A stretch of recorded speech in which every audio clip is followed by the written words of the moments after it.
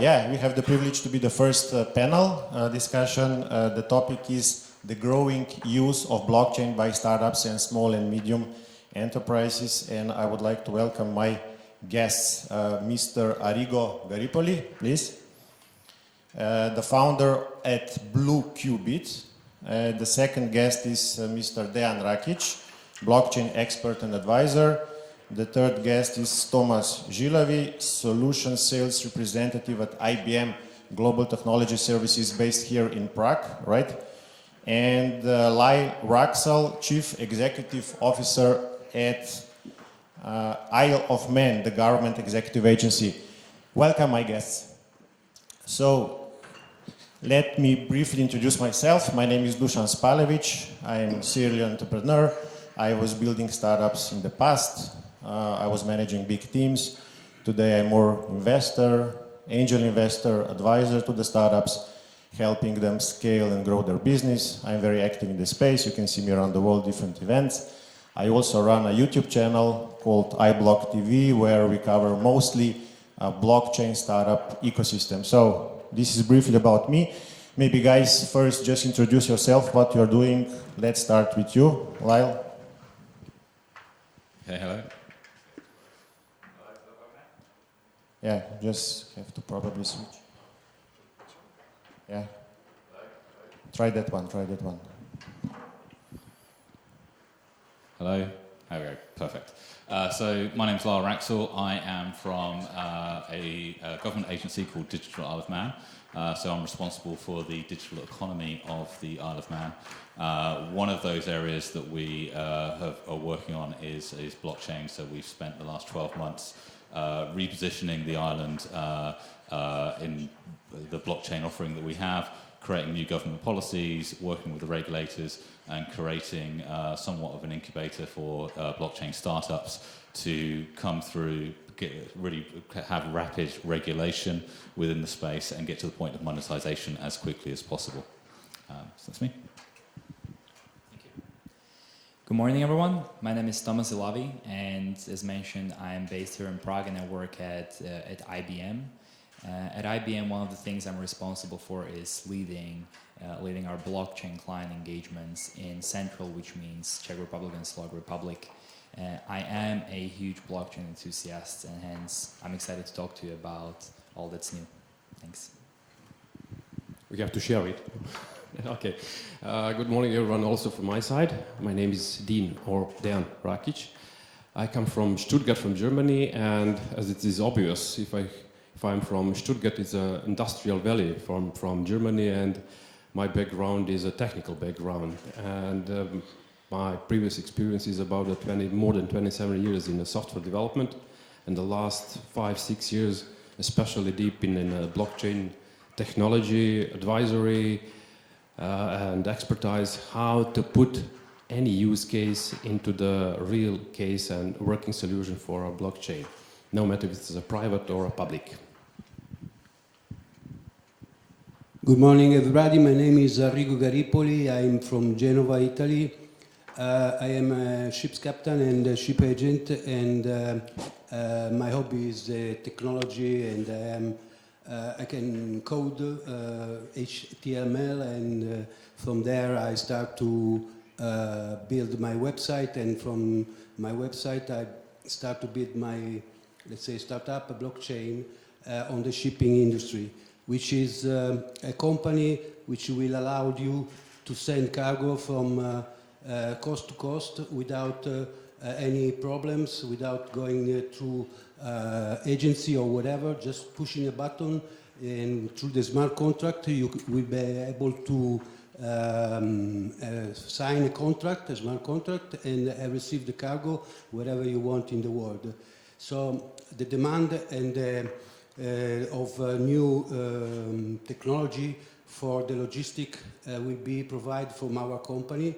And we did also a decentralized autonomous organization for the brokerage. Everything is on the website of BlueQbit.space, and from there you will understand how to manage all the logistics. Thank you for having me here invited. Yeah, you will speak more. Okay, guys, so the topic of our discussion is the growing use of blockchain by startups and enterprises. And the first question, of course, is very popular, but here it is. Do we really see a growing use of blockchain, or we don't see a growing use of blockchain by startups and enterprises? This is first question for all of you for the discussion. And second, do you see the difference between how startups are embracing the blockchain technology and already existing corporations or companies? What is the difference between these two groups embracing the blockchain? Lyle, just go, yeah, with the flow. Hopefully it's working now. Does it work? Does it work? Okay, we have All right, I'm going to do this one. First question, are there more businesses in this space? It certainly seems to be to me, albeit we're obviously targeting more of those businesses. We see a good number of new businesses. We have a monthly intake. We accept about 10 businesses into our incubator per month. You mean startups? Startups, yeah. Which is, they're fairly easy to find. We don't accept everyone we find. There seems to be a lot there. There's an awful lot of innovation that's in this space. I think it's still very much in its infancy. So, you'd expect to see innovation coming from the startups. On the larger enterprise side, I have worked with a number of large enterprises who are struggling to really get their heads around what blockchain is. If they are using blockchain, it's typically for the wrong reasons. For those people who are trying to understand how to use it effectively and how it's going to add value to their organization, the concept of thinking about how a decentralized system is going to help their traditionally central organization is somewhat of a challenge for them. So I still think we have a bit of a chasm to cross in terms of changing the mindset of how to think decentrally in a larger enterprise. Tomáš? Thank you. I think what I would like to add to this is that what I'm very happy to start seeing, at least within the region, is that as the technology is maturing, we are seeing more and more people really thinking about where it adds value. And in this way, the adoption rate is increasing, but it's increasing in a way that it really needs to be adding the value, right? When I came here around a year ago, I started talking to startups, I started talking to enterprises, and they wanted to do blockchain because blockchain, right? That doesn't make sense. That is not the right approach. The right approach is to really understand where do we have the value and how does using blockchain solution add the value. And in this sense, yes, we are seeing improvements, we are seeing increases across the CE region. And let's hope it continues this way, that actually companies, whether it's enterprises or startups, will be thinking why and not only blockchain. Can I just use the opportunity, because you're basically representing the company which is number one in terms of doing the applications, blockchain solutions for enterprises, right? So you were just speaking a little bit in general terms. Do you have like concrete examples? How does it look like from the enterprise point of view that they start looking at the blockchain? They start going to the conferences, they invite you as experts to their headquarters to do the presentations. How does, the real application look like in the real world?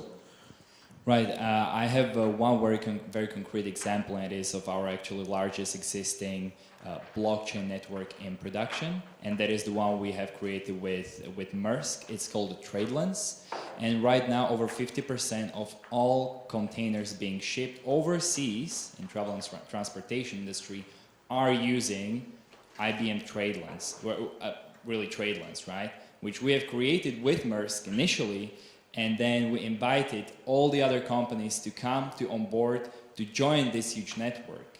And once we have passed the point where companies are not thinking, oh, this is just IBM thing or just a Maersk thing, why would we get on this? Once we are really able to have our clients understand the value of the network itself, then we are seeing the growth of adoption, right? So really what we're seeing, the way is not creating blockchain solutions for clients, it is creating blockchain solutions for industries, where we can really see the value of the network that we're creating. Yeah. I really agree with this point of approximation about small and enterprises, especially from my point of view, from the technical side. Small companies and startups are much more adaptive and quicker to get into the line with the real product. From other side, enterprises and big companies has a huge business models. And it's not so easy to jump over into the line of a real solution. No matter if it is Maersk and IBM on the top, and we have still 1% of all blockchain solutions published in the last 3 years. 1% is from in the real production. What's about 99% from the others? The problem is still in understanding. The hype is still in the evolving, and we have to just to override the hype. We need just more time to override the hype. More teaching and more trainings about the blockchain solution, because the hype is still talking about the cryptocurrencies based on those fields, and just only enterprises talks about the DLTs, about the distributed technology. And distributed technology is not a hype, it's not a new. From a technical perspective, it's more than 30 years old. And also a smart contract we are talking about is more than 20 years old. It's nothing new. And the people has to understand just one point. The blockchain is not the solution for anything. It's just helping a resolver for any kind of problem we have with kind of data transaction.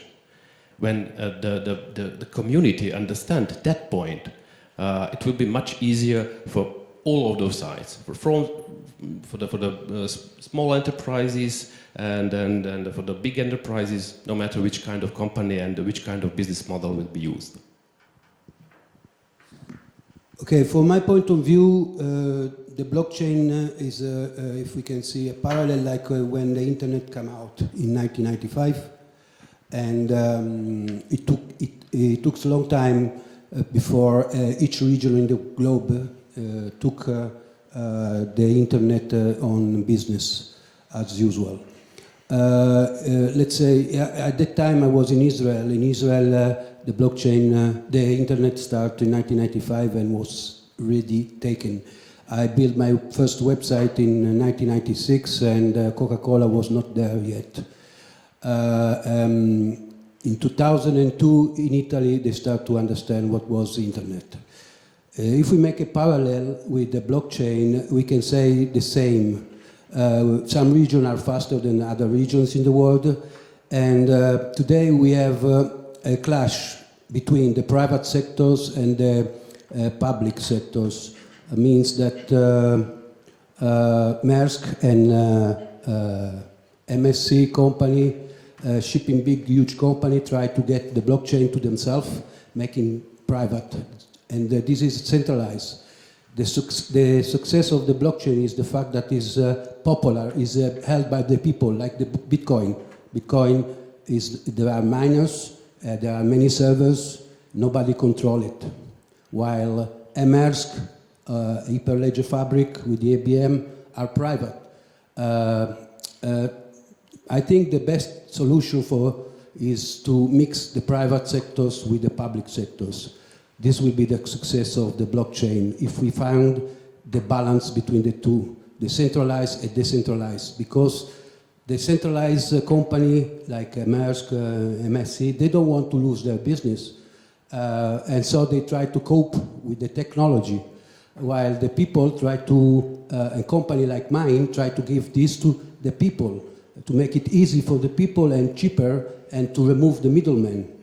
That's why we build and we go to the blockchain, and for my opinion will take like 10 years around to be fully implemented.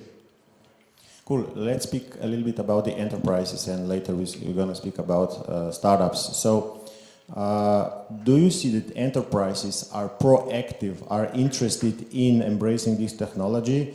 Are they employing people? Are they looking to educate, as you were saying? Or is that the blockchain solution providers are more pushy into them? This is first question. The second question, what is the biggest constraint, to your opinion, for the enterprises to embrace this technology?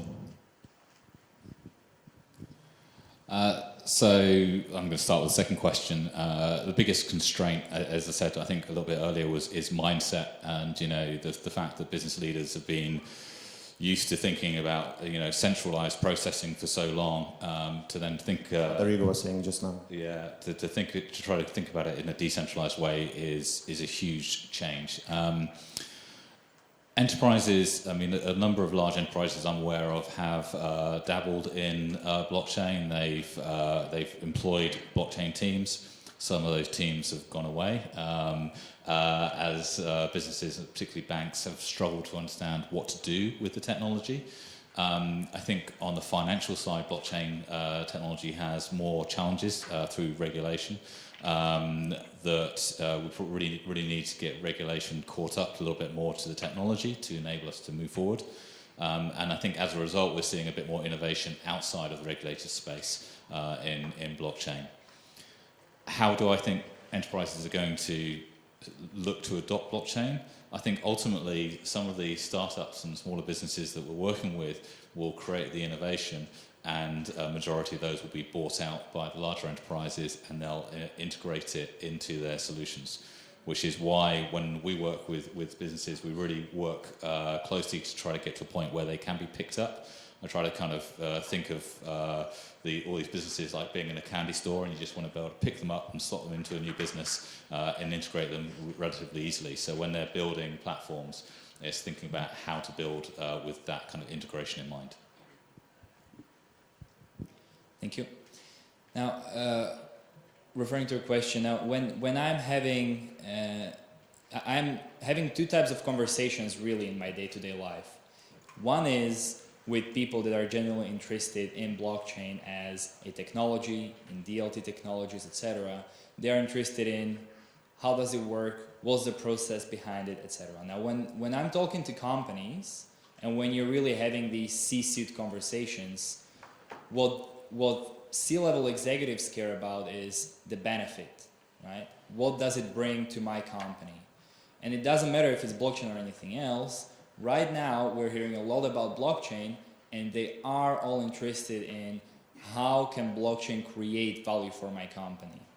And it is true, it has been, the interest has been increasing, and we have had people coming to us, asking us to tell them what have we done in CE, what have we done in the world, how can they see the benefits for them for blockchain. So I'm definitely seeing the interest, and I feel like the interest is stemming from really two roots there.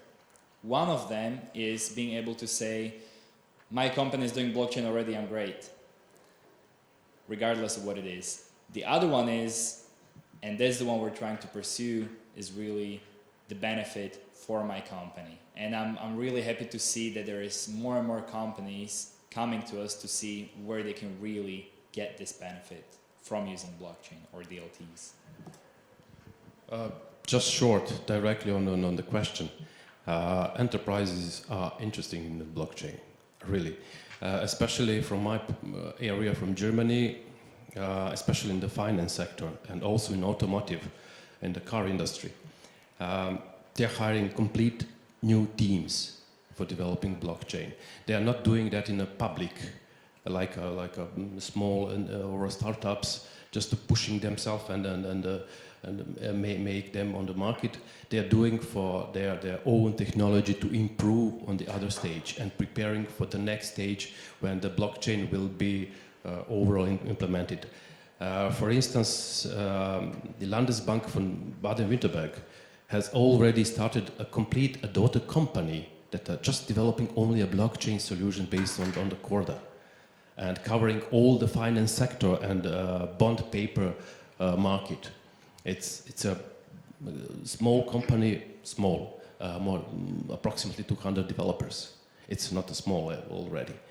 And also the Mercedes and the Porsche has already hired complete teams and implemented some solutions directly in the proof of concept, and already published some car coins and something implemented. It's not only just talking, it's real solutions that are working in the practice and also in the enterprises. Beside that, the Commerzbank from Frankfurt has already, before more than 3 years, hired a complete team on for the bond markets and develop their own solution. It's not only a talking, they're already trained, and so many experts are already involved in there. Me personally, I'm already involved in a healthcare, in a German part of Ministry of Health, developing some platforms, and also next month it will be published a complete solution for the quality control. It's a hybrid solution for the enterprises. It's not only DLTs, just based on DLTs, but connected with the forefront on Ethereum and the public blockchain. It's bridging two different worlds, and I think that's from the technical perspective. I'm deeply in that view that the hybrid solution will be in next approximately 7 to 10 years the solution that will be evolving up to the end of blockchain as a stable public solution. Arrigo. Okay, from my experience, I spoke with Aponte, which is the chairman of the MSC company, the first company in the world for transportation of containers. And I asked him what he was thinking about work for me, with me, for the blockchain that I was creating. And he said, look, I'm building my own blockchain. So I told him, look, if you build your own blockchain, it will be fine to make it work for your customers, and you speed up your process and you will make it good, but it's not a real blockchain because it's centralized. So for me, blockchain is decentralized and is like the Bitcoin for the people, by the people. That's why I build the blockchain by my own. If we want to make a parallel, because I'm kind of older than you all guys, and so I have memories about Bill Gates when he started his company.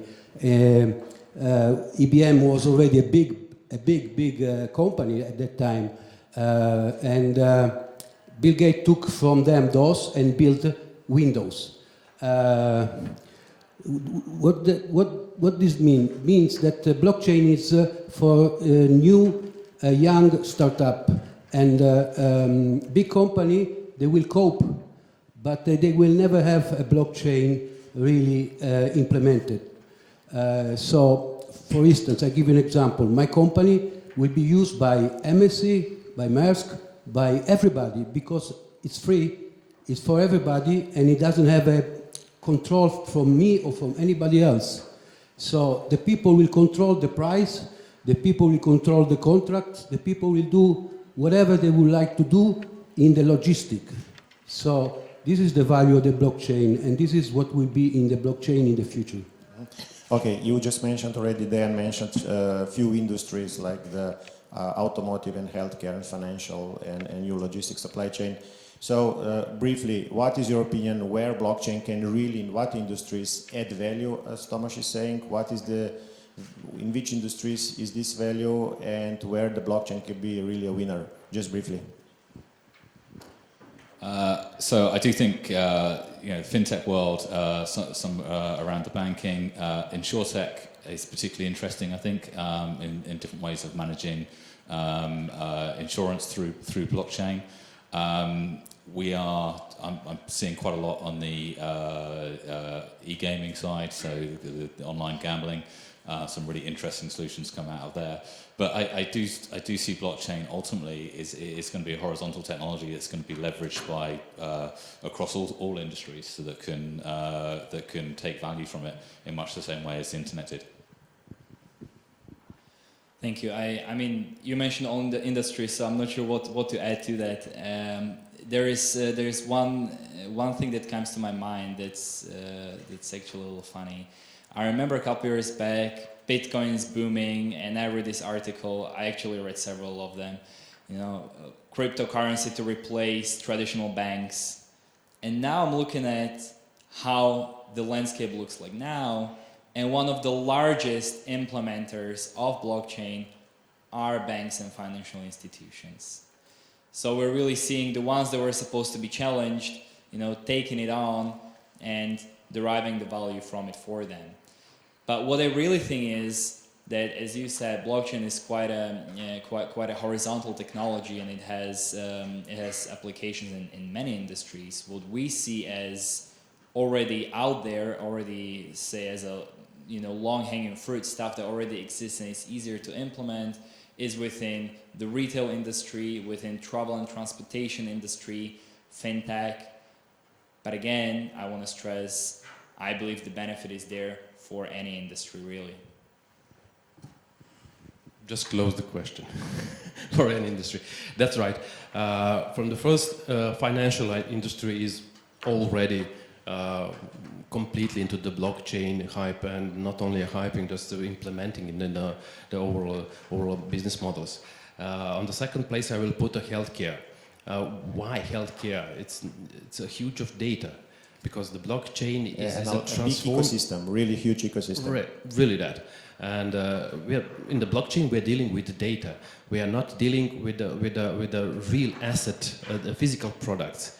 We're dealing with digital assets, digital value of some assets, and tokenized value from some physical object into the digital form. And therefore, I think the healthcare is the second vertical that we can put from the horizontal up to the stairs, because the huge amount of data, and healthcare is still a hot potato on the level of data, and not only in Europe, it's the whole world. For my opinion, the most will be used by financial, logistic, and pharmaceutical industry.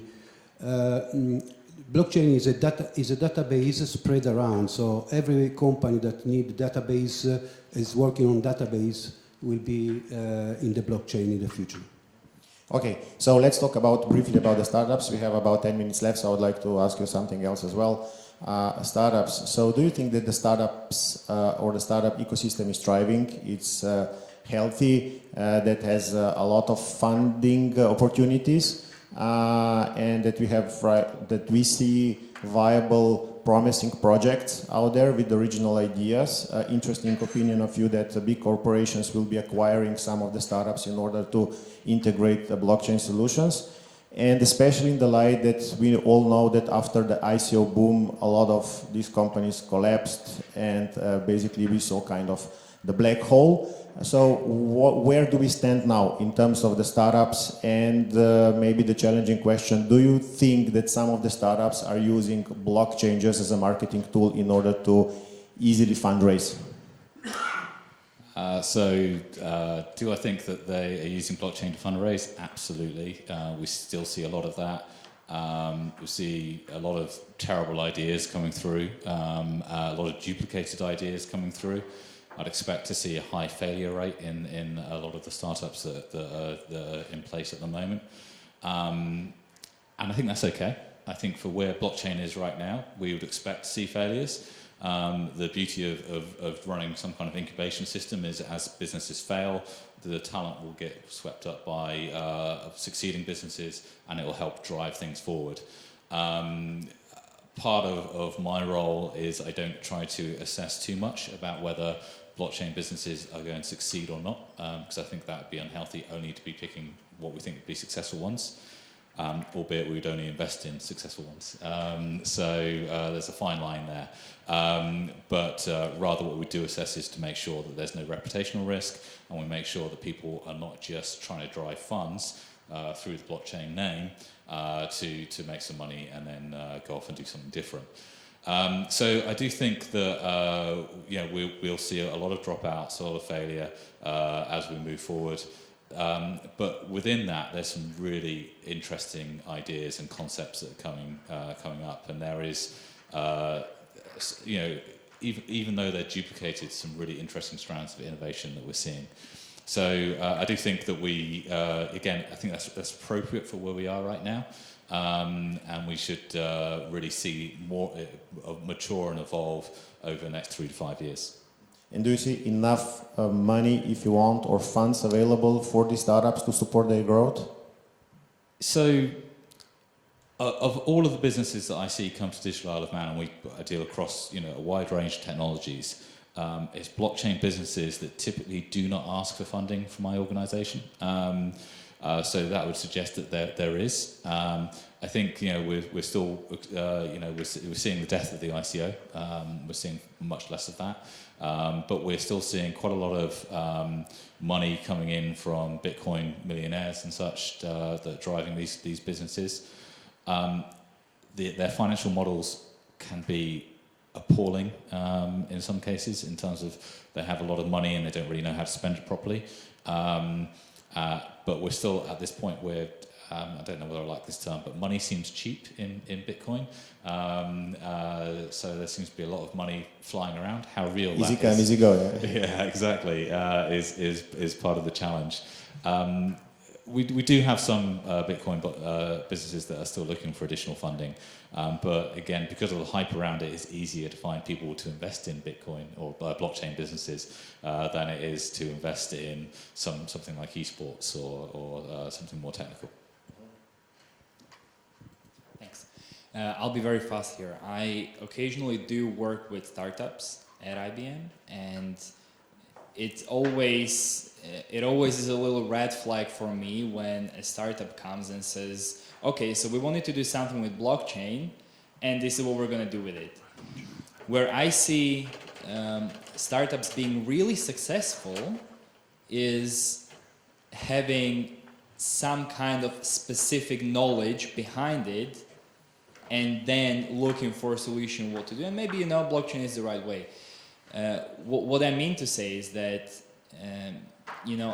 implementing blockchain is about transformation of your business processes, and it is from a big portion a business process rather than a technical process.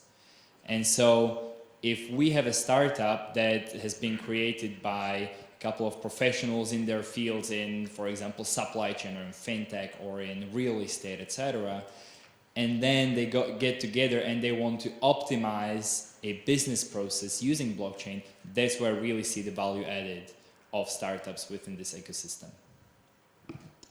I think it's really based on type of startup.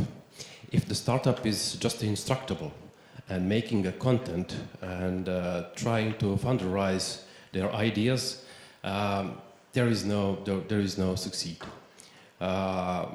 Just the startups and afterwards maybe changing to the SMEs will be in a functional or a hybrid type of startup.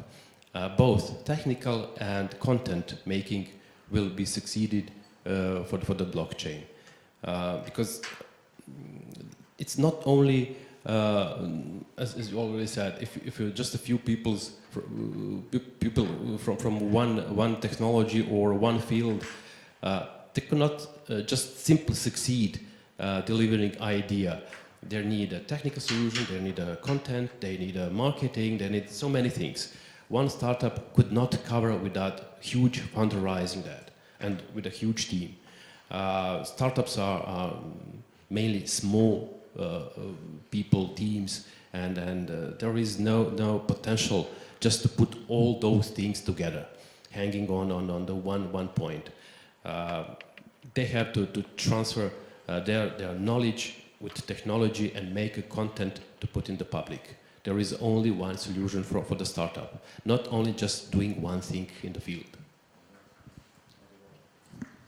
Thank you, Thomas. Dean, you just described my company because we are a small company, a small startup, and I start my ICO seeing the other company doing that, and I built my own token, which is called Karate.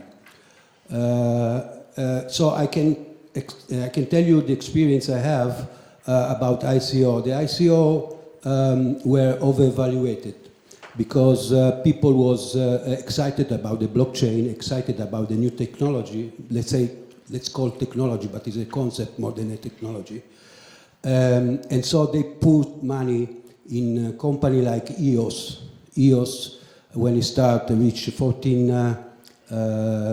euro for each EOS. Now it's about 3 euro for one EOS.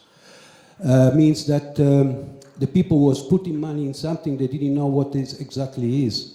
And the EOS was built for programmer by programmer for programmer. It's too complicated for mass adoption. So I can see now a shrink on the ICO market, and they started something new, EAO, which is another form to found investment. For my opinion, I don't need the ICO. I don't need money from investors because I can do everything by myself, and I can be independent from the investors, from the pressures that I have from the investors, from the demand that I have from the investors. And I can do by myself all the program. ICO is a big responsibility, and many people didn't take it like this. So because now a lot of people lose money, the market fell down, and there was a lot of delusion about this. But I believe in the future, the blockchain and the company that they are building on the blockchain will succeed. Okay, and one interesting question to me, at least. I'm asking this question for the last year, all the experts in the field, and I still don't have the final answer. And then you mentioned Ethereum. The question is, are we kind of maybe small crisis now, or the decision-making period? What's next? The trade-off between being fast, scalable, being secure. I remember last year speaking to many influencers saying that Ethereum, for example, is broken; it cannot scale. Saying that Vitalik mentioned few weeks ago that, or maybe days ago, that Ethereum is almost full, and again repeating the same challenge of scalability. So where are we now? Because when I speak to the tech professionals that are really deep tech, they believe in Ethereum as a technology and its future. And then I hear the other opinions that it's broken. So to your opinion, are we in kind of crisis, or what do you think about the future, let's say, of Ethereum? I'm not sure that we're at a crisis. I think that these platforms do need to scale, and I think it's probably going to be the likes of IBM and such that are going to drive some of this forward. I think that it's kind of coming from two angles. In that the people have concerns around the platforms that are out there, but at the same time, I've said multiple times this is an immature industry, but it is maturing and it's been around for a while. There's too much of reinventing the wheel going on. So too many people are trying to create their own platforms as well, which just isn't economical and isn't necessarily the best use of people's time. There is a bit of a mindset about being able to share platforms, which we still need to overcome as well. So I think that we will see platforms mature. I don't know what's going to happen with Ethereum. I'm not close enough to that. I know I was at a conference in New York a few months back, and some big players were announcing new platforms and such there. I know IBM were putting more money into Fabric. I know other organisations put more money into their platforms as well. And we will see more bigger corporates getting involved in providing the technology for this, that people can then go on to cloud services, spin up, and then start actually creating their content. My gut feeling is that how it goes. I'm not a blockchain technologist expert, so I'm only really repeating what I've seen from the companies that I've been working with. I believe that crisis is a very strong word. I think that we are currently still in the very beginnings of exploring what DLTs and blockchain can really do for us. At the same time, I feel like it is many steps to take for the technology to be fully matured. I feel like that we are seeing some interesting movements, as for example, Ethereum a couple weeks back joining a Hyperledger initiative, by the way. I feel like there is a lot to talk about the methods of consensus, because that really is where the problem sits, and really which methods of consensus are the ones that are to stick and are the ones that are to be widely used thanks to their convenience or inconvenience. But again, I would like to stress that we are in very beginnings, and there is a lot of development, not only technical but from a business perspective, to go through. I'm pretty sure that we are not in a crisis.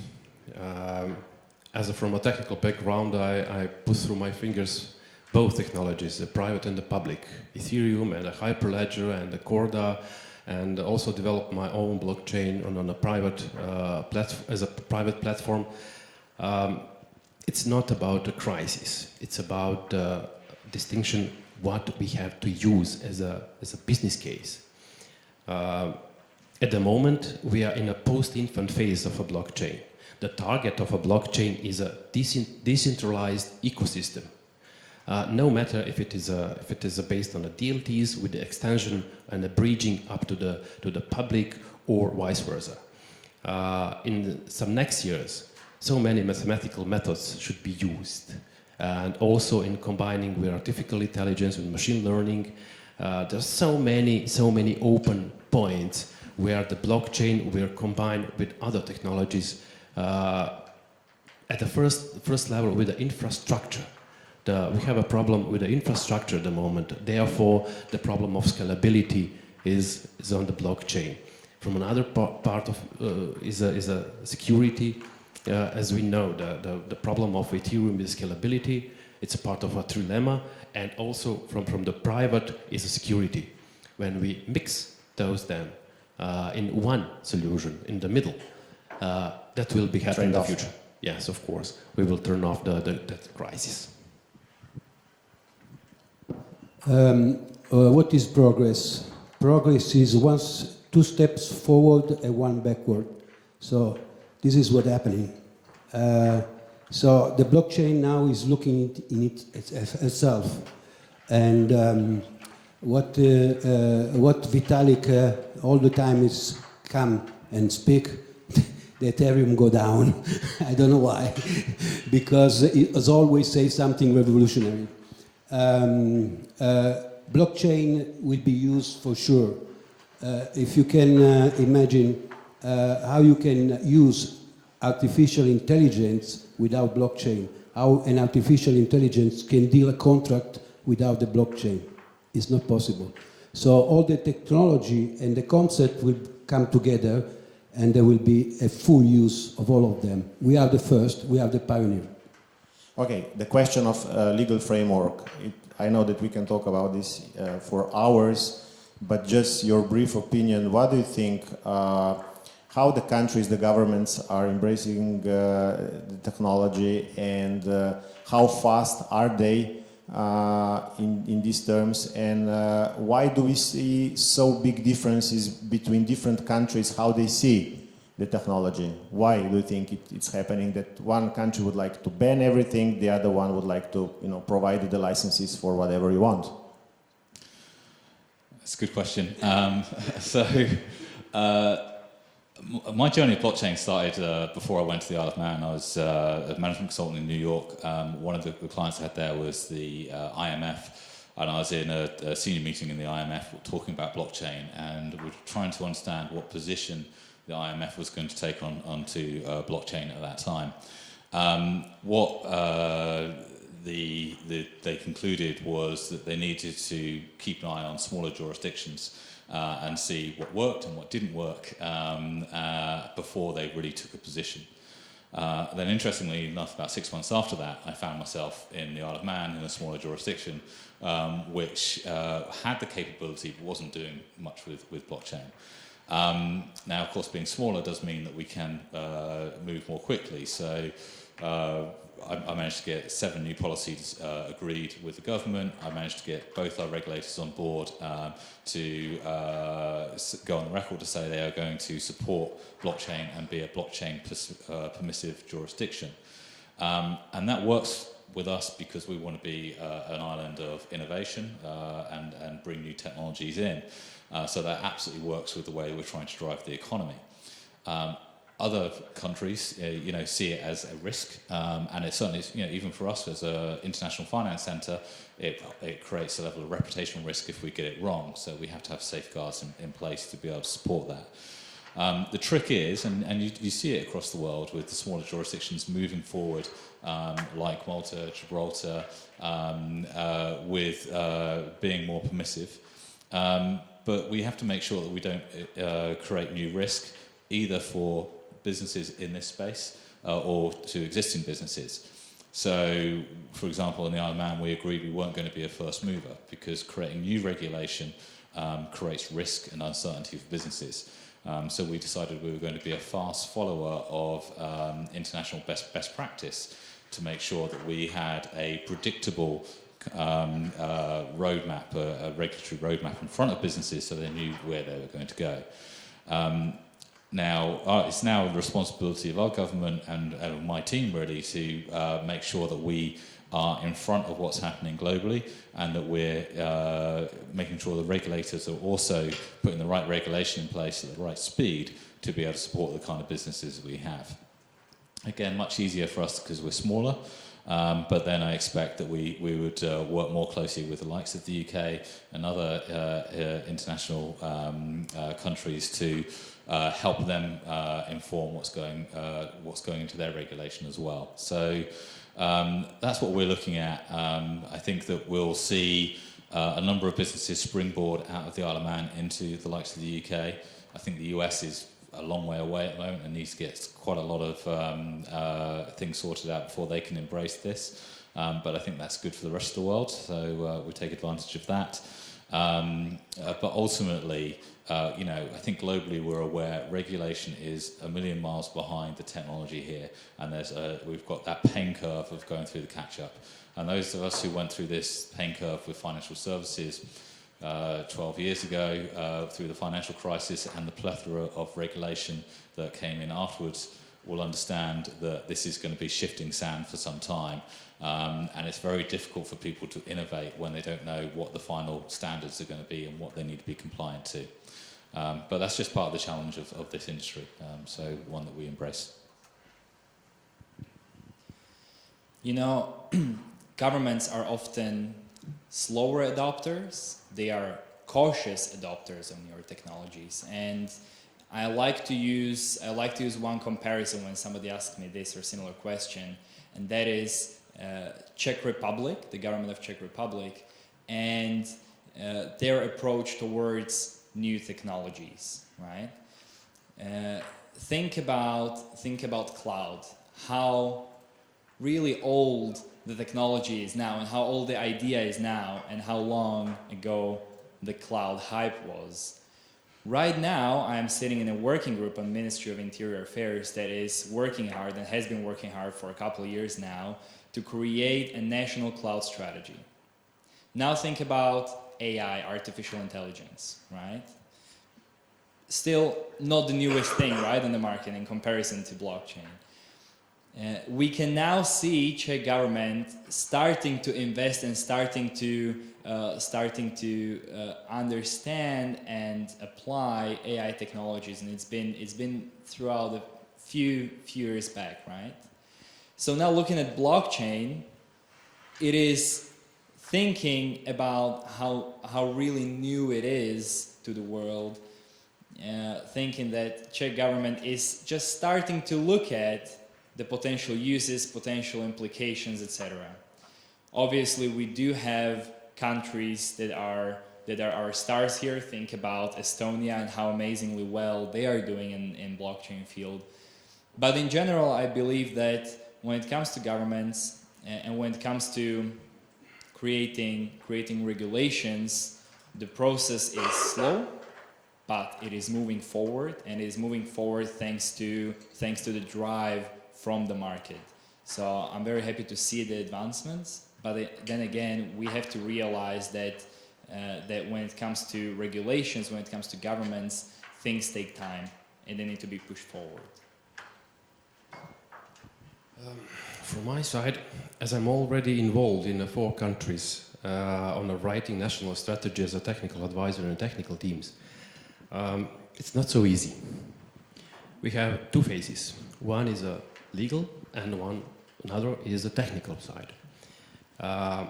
When you are drafting some chapters of a national strategy and read it, you will see that in the future the lawyers with the coding knowledge will be in a huge demand. It's still a mess. It's still a misunderstanding from those 2 phases. On the governmental level, most of the countries does not understand what they have to implement. It is from country to country more technical advisory. They are pushing technical side, and some other countries more legislative. And it still needs time to be evolved. I saw in the teams, all the teams pushing their ideas to be implemented in the national strategy. And without national strategy, they cannot implement anything further.